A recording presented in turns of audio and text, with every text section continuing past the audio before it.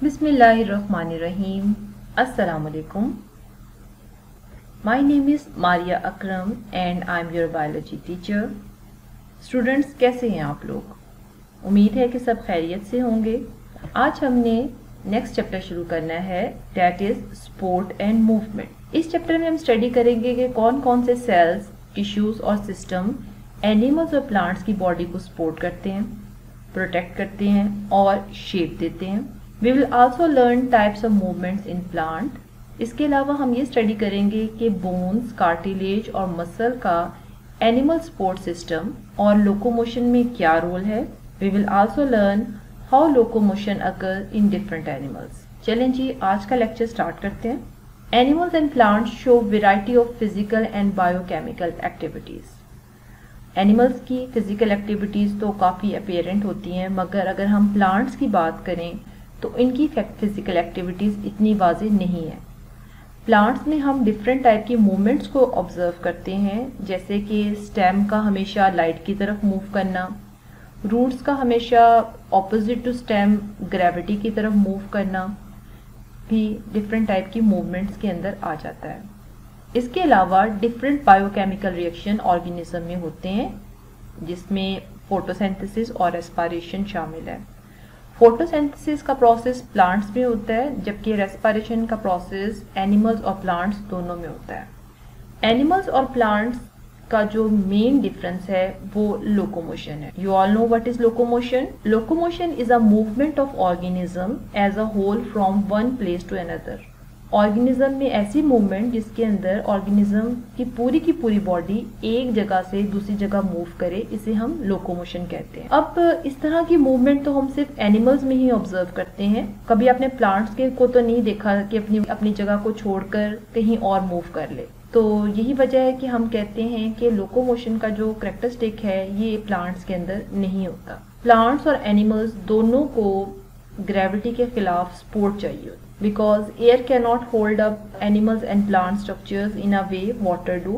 अगर हम पानी की बात करें तो पानी जो है वो ऑर्गेनिज्म की बॉडी को सपोर्ट करता है, लेकिन टेरेस्ट्रियल एनवायरनमेंट के अंदर हवा जो है ऑर्गेनिज्म को ऐसी सपोर्ट प्रोवाइड नहीं करती। यही वजह है कि टेरेस्ट्रियल ऑर्गेनिज्म का सपोर्ट सिस्टम इक्वेटिक ऑर्गेनिज्म की निस्बत ज़्यादा बेहतर है। सबसे पहले तो हम देखते हैं कि प्लांट्स की बॉडी को सपोर्ट करने के लिए कौन कौन से सेल्स इन्वॉल्व हैं। Plants have collenchyma cells to support in baby plants. Sclerenchyma cells are present in adult plants और ये adult plants को support provide करें। Support system in animals. Animals में muscles, bones और cartilage पे मुश्तमिल support system मौजूद होता है। अब ये जो बोन्स और कार्टिलेज हैं ये तो स्केलेटन सिस्टम का हिस्सा है, जो कि ना सिर्फ बॉडी को सपोर्ट करता है बल्कि जिस्म के मुख्तलिफ हिस्सों को प्रोटेक्ट भी करते हैं। इसके अलावा मसल्स भी मौजूद होते हैं, और जब मसल्स स्केलेटन के साथ अटैच होते हैं तो it's play role in movement, and these movements enable animals to move toward food and shelter and away from danger. Support in plants. अब हम देखते हैं कि कौन कौन सी ऐसी चीजें हैं जो प्लांट्स को सपोर्ट करती हैं। First, stem. Secondly, turgor pressure also support plants. Next one is the type of cells जो कि प्लांट को सपोर्ट करते हैं, collenchyma and sclerenchyma cells. Xylem भी प्लांट को सपोर्ट करती है, and last one is bundle cap. अब हम बारी बारी इन तमाम को स्टडी कर लेते हैं। Let's start with stem. The most important function of stem is its provide support and it also holds flowers, fruits and leaves. इसके अलावा it acts as a supply line between root and aerial parts of plant, and stem is also involve in nutrient storage. Next हम turgor pressure के बारे में देख लेते हैं। What is turgor pressure? Plants में टर्गर प्रेशर तब generate होता है जब सेल के वैक्यूल में हाई ऑस्मोटिक प्रेशर हो। अब देखते हैं कि ये हाई ऑस्मोटिक प्रेशर प्रोड्यूस होता कैसे है। अब वैक्यूल के बाहर जो मेम्ब्रेन है we call them tonoplast, and it contains number of active transport system. Active transport की डेफिनेशन तो कुछ याद है ना आप लोगों को? एक्टिव ट्रांसपोर्ट को कैसे डिफाइन करते थे हम? Movement of molecules from area of lower concentration to the area of higher concentration. यानी जब भी मॉलिक्यूल्स लोअर कंसंट्रेशन से हायर कंसंट्रेशन की तरफ मूव करते हैं, ट्रांसपोर्ट सिस्टम को हम एक्टिव ट्रांसपोर्ट कहते हैं। और चूंकि यहाँ पे मॉलिक्यूल्स की movement against the concentration gradient होती है, तो इस प्रोसेस के लिए हमेशा एटीपी की ज़रूरत होती है। अब चूंकि ये एक्टिव ट्रांसपोर्ट सिस्टम वैक्यूल के अंदर जो है वो आयंस को ट्रांसपोर्ट करता है। आयंस की मूवमेंट की वजह से वैक्यूल के अंदर आयंस एक्स्ट्रा सेलुलर फ्लूइड की निस्बत जो है वो ज्यादा मिकदार में मौजूद होता है, मगर इसके बावजूद भी एक्टिव ट्रांसपोर्ट सिस्टम मजीद आयंस को वैक्यूल्स के अंदर ट्रांसपोर्ट करते रहते हैं। अब चूंकि सेल के वैक्यूल के अंदर सॉल्ट्स और आयन की कंसंट्रेशन ज्यादा हो गई है, तो फिर वाटर सराउंडिंग एरिया से वैक्यूल के अंदर दाखिल होना शुरू हो जाएगा, क्योंकि आपको पता है water always move from area of higher concentration to the area of lower concentration.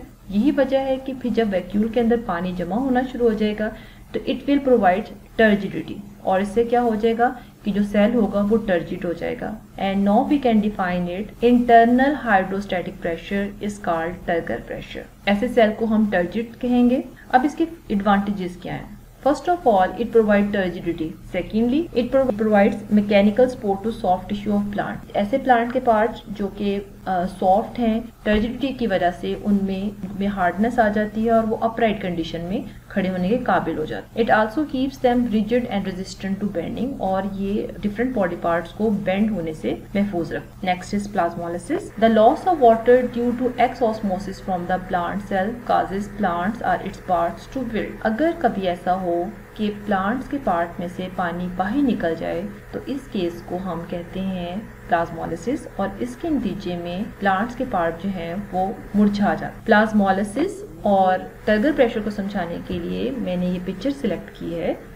इसमें आपको दो तरह के सेल्स नजर आ रहे हैं। First one is the turgid cell. Turgid cell में क्या है कि पानी मुसलसल सेल के अंदर दाखिल हो रहा है, जिसकी वजह से इस सेल की टर्जिडिटी जो है वो इंक्रीज हो गई है। और ऐसे सेल जिनके अंदर पानी की क्वांटिटी काफी ज्यादा मिकदार में मौजूद हो, तो फिर ऐसे जो सेल्स होते हैं वो प्लांट्स को ना सिर्फ टर्जिडिटी प्रोवाइड करते हैं, उन्हें अपराइट कंडीशन में रखते हैं, बल्कि उन्हें सपोर्ट भी प्रोवाइड करते हैं। जैसे कि आप नीचे देख सकते हैं, इस पॉट में लगा हुआ जो पौधा है वो अपराइट कंडीशन है, जबकि दूसरी तरफ इस सेल के अंदर जो साइटोप्लाज्म है वो उसका जो पानी है वो बाहर की तरफ रिमूव हो गया है, और पानी के बाहर निकलने की वजह से क्या हुआ, ये सेल जो है वो टर्जिड कंडीशन से फ्लैसिड कंडीशन में आ गया है। और सेल फ्लैसिड होने से क्या हुआ कि अब आप नीचे वाले प्लांट को देखें तो ये अपराइट कंडीशन में नहीं रहा, इसमें विल्टिंग का प्रोसेस हो गया, ये मुरझा गया। Let's see role of collenchyma and sclerenchyma cells. अब कोलेनकाइमा और स्क्लेरेनकाइमा सेल्स जो हैं they are present in cortex and xylem cells respectively,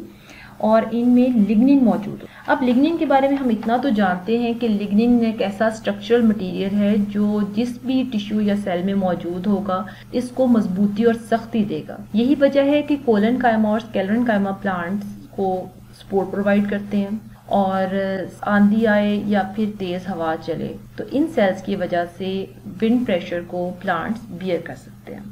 xylem, sclerenchyma cell जो कि जाइलम में होते हैं, ये ऐसा रोल प्ले करते हैं जैसे कि स्टील रॉड्स। बिल्डिंग में आपको पता है कि बिल्डिंग को बनाने के लिए सरिया इस्तेमाल होता है, और ये सिर्फ सरिया होता है या ये जो स्टील रॉड्स होते हैं ये बिल्डिंग को मजबूती और सख्ती देते हैं। बिल्कुल इसी तरीके से जो जाइलम सेल्स हैं इनकी अरेंजमेंट अगर हम स्टेम में देखें तो इस तरह से है कि ये एक रिंग की फॉर्म में मौजूद होते हैं। अब आप देख सकते हैं यहाँ पे ये विंड स्ट्रेस के खिलाफ बहुत ही इफेक्टिव रेजिस्टेंस प्रोवाइड करता है, और दूसरी तरफ इसके अंदर वेट बियरिंग एबिलिटी भी है। इसका फंक्शन देख लेते हैं।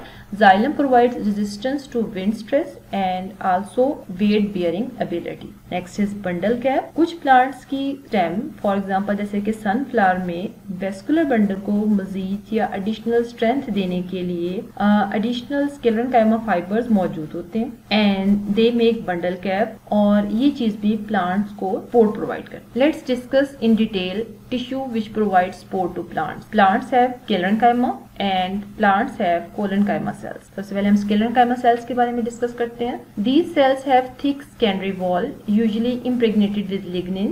Lignin एक ऐसा सब्सटेंस है which make the wall tough and hard. Sclerenchyma cells जो होते हैं ये नॉन लिविंग होते हैं। They are located at the cortex of stem and leaves. They are rigid and non-stretchable. That's why इनका जो मेन फंक्शन है it is to provide support. अब हम इनकी टाइप्स देख लेते हैं। There are 3 types of sclerenchymatous cells. First is fibers, sclerites, and vessels. Fibers. These cells are long and cylindrical and they have tapering ends that interlock and provide maximum support to plants. These cells are present in two forms. First, solid bundles in xylem and bundle cap in stem. Fibers are present everywhere including stem, roots and leaves. Next is sclerites. Sclerites जो होते हैं they are shorter than fibers but are found in seed coat, netshells, etc. इनका main function होता है कि ये protection देते हैं. Next one is vessels. Vessels are long tubular structure. They join end to end to form long water conducting pipe in xylem. और vessels जो हैं ये basically water को transport करने के लिए बहुत important role play करते हैं. Let's see collenchyma cells. These cells have a protoplast. They lack secondary walls. They have angular thickening in their primary walls. They are usually grouped in strand and cylinders. ये cells elastic हैं that elongate with the growth of stem and leaves. और most important बात, because they have a protoplast, तो ये living cells हैं. Function इसका क्या है? collenchyma cells जो हैं they provide support to the young herbaceous part of plant. अब हम आगे चलते हैं. Let's see the difference between collenchyma and sclerenchyma cells. अब जो collenchyma cells हैं it consist of living cell. जैसे मैंने भी बताया कि collenchyma cells जो होते हैं ये living cells हैं, जबकि दूसरी तरफ sclerenchyma cells जो हैं ये dead cells होते हैं. collenchyma cells जो हैं they have cytoplasm, जबकि अगर हम sclerenchyma की बात करें तो इनके अंदर cytoplasm present नहीं होता. collenchyma की सेल वॉल जो है ये सेलुलोज से बनी हुई है, जबकि sclerenchyma की जो सेल वॉल होती है इनमें लिग्निन होती है, so they are lignified. collenchyma के अंदर जो सेल वॉल की थिकनेस है इट्स नॉट यूनिफॉर्म, जबकि अगर हम sclerenchyma की बात करें तो the cell wall thickening is uniform. And last point, collenchyma provides mechanical support and elasticity to the plant body. इनमें elasticity होती है और ये support भी provide करते हैं, जबकि sclerenchyma के अंदर elasticity की quality मौजूद नहीं होती and it is chiefly a mechanical tissue. Let's discuss significance of secondary growth. Plants have two types of growth. First one is primary growth and second one is secondary growth. अब plants में primary growth हो या secondary growth, इन दोनों के लिए meristem involve होती है. अब मेरिस्टेम क्या चीज है? If you remember 9th class में हमने मेरिस्टेमेटिक टिश्यू के बारे में पढ़ा था. ये वो टिश्यूज हैं जिनके अंदर एबिलिटी होती है कि वो डिवाइड कर सकें. मेरिस्टेम की 2 टाइप्स जो हैं वो बेसिकली प्लांट्स की ग्रोथ के लिए रिस्पॉन्सिबल है. First one is apical meristem and the second one is lateral meristem. सबसे पहले हम एपिकल मेरिस्टेम की बात कर लेते हैं. Apical meristems are located at the apex of root and shoot. Apical meristem हमेशा प्लांट्स के अंदर रूट्स और शूट्स की टिप्स पे मौजूद होते हैं, जिनकी वजह से प्लांट्स की लेंथ में इजाफा हो. और ऐसी ग्रोथ जिनमें प्लांट की लेंथ में इजाफा हो, इस such type of growth is called primary growth. जैसे कि आप यहाँ देख सकते हैं कि किस तरीके से रूट की टिप पे मौजूद एपिकल मेरिस्टेम रूट की लेंथ को इंक्रीज कर रही है, जबकि आप यहाँ देख सकते हैं कि एपिकल मेरिस्टेम की वजह से प्लांट्स की रूट और स्टेम के अंदर ग्रोथ हुई, और ऐसी ग्रोथ को हम फिर प्राइमरी ग्रोथ कहते हैं, जिनमें प्लांट के डिफरेंट पार्ट्स की लेंथ में इजाफा होता है. अब हम लेटरल मेरिस्टेम के बारे में बात करते हैं. Lateral meristems are located at the lateral sides of roots and shoots and these are responsible to increase the girth of plant part. Lateral meristem जो है बेसिकली प्लांट्स की चौड़ाई में या उनकी मोटाई में इजाफा करने के लिए रिस्पॉन्सिबल होती है. Such type of growth is called secondary growth, यानी ग्रोथ की वो टाइप जिसमें से प्लांट्स की लेंथ इंक्रीज नहीं हो रही लेकिन उसकी चौड़ाई में या उसकी मोटाई में या उसकी गिर्थ में इजाफा हो रहा है, इसको हम सेकेंडरी ग्रोथ कहते हैं. अब सेकेंडरी ग्रोथ 2 तरह के सेल डिवीजन की वजह से होती है. First one is vascular cambium and second one is cork cambium. हम वेस्कुलर कैम्बियम की बात करते हैं. वेस्कुलर कैम्बियम की लोकेशन क्या है? These are located between primary xylem and primary phloem, और इनका फंक्शन क्या होता है? They give rise to 2 new tissues, secondary xylem and secondary phloem. यहाँ पे मैंने डायग्राम यूज की है ताकि आपको थोड़ा सा समझ आ सके. You can see primary xylem here and you can see primary phloem here. तो इस प्राइमरी xylem और प्राइमरी phloem के दरमियान में वेस्कुलर कैम्बियम मौजूद है, और इनका काम ये है कि it will produce secondary phloem and secondary xylem. अब हम कॉर्ड कैम्बियम की बात कर लेते हैं। It is form by dedifferentiation of outer part of cortex and as the stem increases in girth, epidermis and cortex is replaced by cork cambium. Secondary growth को understand करने के लिए मैंने यहाँ पे एक वीडियो यूज की है, आइए इसे देखते हैं। Growth of a plant is an ongoing process. Plants में ग्रोथ का प्रोसेस हमेशा जारी रहता है। Primary growth is due to the apical meristem, जिसकी वजह से रूट्स और स्टेम की लेंथ में इजाफा होता है। Next to the primary growth there is secondary growth. Secondary growth is responsible to increase the girth of stem and root, यानी सेकेंडरी ग्रोथ वो प्रोसेस है जिससे प्लांट की मोटाई में इजाफा होता है। स्टेम में सेकेंडरी ग्रोथ का प्रोसेस लेटरल मेरिस्टेम की वजह से होता है, जो कि वेस्कुलर कैम्बियम और कॉर्ड कैम्बियम पर मुश्तमिल है। वेस्कुलर कैम्बियम प्राइमरी जाइलम और प्राइमरी फ्लोएम के दरमियान बनता है। यंग स्टेम्स में vascular cambium single layer patches की फॉर्म में मौजूद होता है, जो कि बाद की स्टेजेस में डिवेलप होकर कैम्बियल रिंग बना लेता है। जब कैम्बियल रिंग बन जाता है तो प्राइमरी जाइलम अंदर की सरफेस की तरफ, जबकि प्राइमरी फ्लोएम बाहर की सरफेस की तरफ मौजूद होता है। Cell division takes place on both sides of the cambial ring and results in secondary xylem formation in inner surface and secondary phloem on outer surface. क्योंकि कैम्बियम अंदर की तरफ ज्यादा एक्टिव होता है, यही वजह है formation of secondary xylem secondary phloem की निस्बत हमेशा ज्यादा होती है। जैसे कि हमने सुना कि सेकेंडरी जाइलम की ग्रोथ सेकेंडरी फ्लोएम की निस्बत ज्यादा होती है। That's why secondary xylem causes most of the increase in stem thickness. जैसे जैसे साल गुजरते जाएंगे तो वुडी स्टेम ज्यादा से ज्यादा मोटी होती जाएगी। And as vascular cambium produce layers upon layers of secondary xylem, तो ये लेयर्स रिंग की फॉर्म में अपीयर हो जाएंगी। और चूंकि एक साल में एक ग्रोथ रिंग बनता है, इसलिए जब हम दरख्त को काटते हैं तो इनकी ट्रंक पे मौजूद रिंग से हम उसकी उम्र का अंदाजा कर सकते हैं या उसकी उम्र को हम काउंट कर सकते हैं। जैसे यहाँ पे आप देख सकते हैं, आप बता सकते हैं कि इस दरख्त की क्या उम्र थी। यस, यू आर राइट, इस दरख्त की उम्र 24 साल है। ये तो हम जानते हैं कि प्लांट्स में वाटर और सॉल्ट की कंडक्शन जाइलम के जरिए होती है। जैसे जैसे प्लांट की उम्र बढ़ती जाती है तो फिर सिर्फ कुछ एनिमल रिंग्स बचते हैं जिनमें वाटर और सॉल्ट की कंडक्शन होती है। ऐसी वुड जिसमें वाटर की कंडक्शन होती है we call them sap wood, और डिफाइन करेंगे active conducting portion of a wood is called sap wood, जबकि inactive non conductive wood is called hardwood. यहाँ पे भी आप देख सकते हैं स्टेम का ये हिस्सा जो डार्क इन कलर है, यहाँ पे अब वाटर की कंडक्शन का काम नहीं लिया जाता, जबकि वुड का ये हिस्सा जो लाइट इन कलर है, यहाँ पे वाटर की ट्रांसपोर्ट होती है। वुड का वो हिस्सा जहाँ पे वाटर की कंडक्शन होगी we call them sap wood, और वुड का वो पार्ट जहाँ पे वाटर की कंडक्शन जो है अब मजीद नहीं होगी वी कॉल देम हार्डवुड। अब चूंकि हार्डवुड में वाटर की कंडक्शन नहीं होती तो इसमें बहुत सारे केमिकल जैसे रेजिन्स हैं, ऑयल्स हैं या गम्स हैं, वो अब हार्डवुड में आके जमा होना शुरू हो जाती है। और ये ना सिर्फ हार्डवुड को थोड़ा सा डार्क कलर देती हैं, but it also provide a resistance to decay and it also protect from insect attack. इसकी एग्जांपल्स अगर हम देखें तो रेड सीडर और कॉनिफर्स इसके अंदर आ जाते हैं। नेक्स्ट इज कैलस और वुड टिश्यू।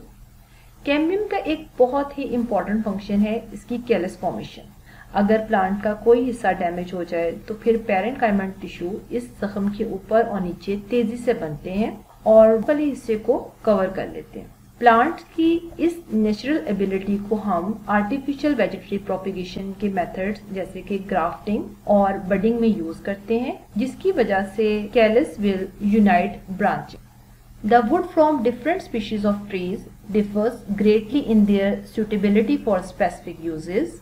क्योंकि प्लांट्स की डिफरेंट स्पीशीज में डिफरेंट टाइप की वुड प्रोड्यूस होती है, यही वजह है कि हम मुख्तलिफ दरख्तों की लकड़ी को मुख्तलिफ पर्पसेस के लिए यूज कर लेते हैं। लकड़ी की डेंसिटी, उसकी सख्ती या हार्डनेस, फ्लेक्सिबिलिटी, शॉक रेजिस्टेंस, मजबूती और इनके टेक्सचर से हम देखते हैं कि कौन सी लकड़ी की क्वालिटी बेहतर है और किसको हम कमर्शियली यूज़ कर सकते हैं। जैसे कि कमर्शियल कॉक जो है ये क्वार्कस सेबर की बाग से बनाया जाता है। यहाँ हमारा आज का लेक्चर ख़त्म हुआ। अब मैं इसे रिकैप कर देती हूँ। हमने आज सबसे पहले पढ़ा था नीड फॉर सपोर्ट। ऑर्गेनिजम्स को सपोर्ट की ज़रूरत क्यों है? It's because plants and animals need support against gravity. और इसके अलावा आज के लेक्चर में हमने ये भी पढ़ा कि एनिमल्स के अंदर लोकोमोशन का प्रोसेस होता है। प्लांट्स जो हैं इनमें सिंपल मूवमेंट तो हो सकती है लेकिन ये लोकोमोशन नहीं कर सकते। सेकेंडली आज हमने पढ़ा सपोर्ट इन प्लांट्स। प्लांट में डिफरेंट चीज़ें हैं जो कि प्लांट्स को सपोर्ट करती हैं, जिनमें सबसे पहले तो हमने स्टेम की बात की कि स्टेम ना सिर्फ प्लांट को सपोर्ट करती है बल्कि ट्रांसपोर्ट ऑफ मटेरियल में भी इम्पॉर्टेंट रोल प्ले करती है। उसके बाद हमने बात की किस तरीके से टर्गर प्रेशर प्लांट्स को सपोर्ट प्रोवाइड करता है और ये सपोर्ट देने के लिए बहुत ही इम्पॉर्टेंट है। प्लांट्स को ना सिर्फ रिजिड रखता है बल्कि बेंडिंग से भी रोकता है। इसके अलावा कोलेनकाइमा, स्क्लेरेनकाइमा और जाइलम का भी रोल पड़ा कि वो किस तरीके से प्लांट को सपोर्ट करते हैं और किस तरह से तेज़ हवा के प्रेशर को बर्दाश्त कर सकते हैं। इस बंडल कैप के बारे में भी बात की कि that is a layer of sclerenchyma cells at the tip of vascular bundles. ने प्लाज्मोलिसिस के बारे में भी बताया कि किस तरीके से अगर वाटर जो है वो प्लांट्स के अंदर से, प्लांट सेल्स के अंदर से बाहर निकल जाए तो वो फिर विल्टिंग का शिकार हो जाते हैं या प्लांट जो है वो मुरझा जाता है। उसके बाद हमने आज पढ़ा कि कौन कौन से टिश्यूज़ हैं that provide support in plants. Sclerenchyma cells की बात की। स्क्लेरेनकाइमा सेल्स जो हैं they are the dead cells और इनके अंदर सेकेंडरी वॉल होती है and they are impregnated with lignin. Basic function ये होता है कि it provide support the cells. Sclerenchyma की हमने 3 टाइप्स को भी स्टडी किया जिनमें फाइबर्स थे, स्केलराइड्स थे और वेसल्स शामिल थे। इसके बाद हमने कोलेनकाइमा सेल्स के बारे में पढ़ा कि collenchyma cells are living cells और इनमें प्रोटोप्लास्ट मौजूद होता है। इनके अंदर प्राइमरी वॉल मौजूद होती है और सेकेंडरी वॉल एब्सेंट है और ये किस तरीके से यंग स्टेम्स को सपोर्ट प्रोवाइड करता है। इसके बाद हमने सिग्निफिकेंस ऑफ सेकेंडरी ग्रोथ की भी बात की कि सेकेंडरी ग्रोथ की वजह से किस तरह प्लांट की गिर्थ में इजाफा होता है। सेकेंडरी ग्रोथ जो है वो 2 तरह के सेल डिवीजन से होती है, वेस्कुलर कैम्बियम की डिवीजन से और कॉर्क कैम्बियम की डिवीजन से। वेस्कुलर कैम्बियम सेकेंडरी जाइलम और सेकेंडरी फ्लोएम को बनाने के लिए रिस्पॉन्सिबल होता है और चूंकि सेकेंडरी जाइलम की जो ग्रोथ है वो ज़्यादा होती है तो ये सेकेंडरी जाइलम ही है जिसकी वजह से स्टेम की थिकनेस में इजाफा होता है और हर साल फिर प्लांट के अंदर एक ग्रोथ रिंग बन जाता है और इन ग्रोथ रिंग्स की वजह से हम प्लांट्स की एज का अंदाज़ा लगा सकते हैं। इसके अलावा हमने सैपवुड और हार्डवुड के बारे में पढ़ा।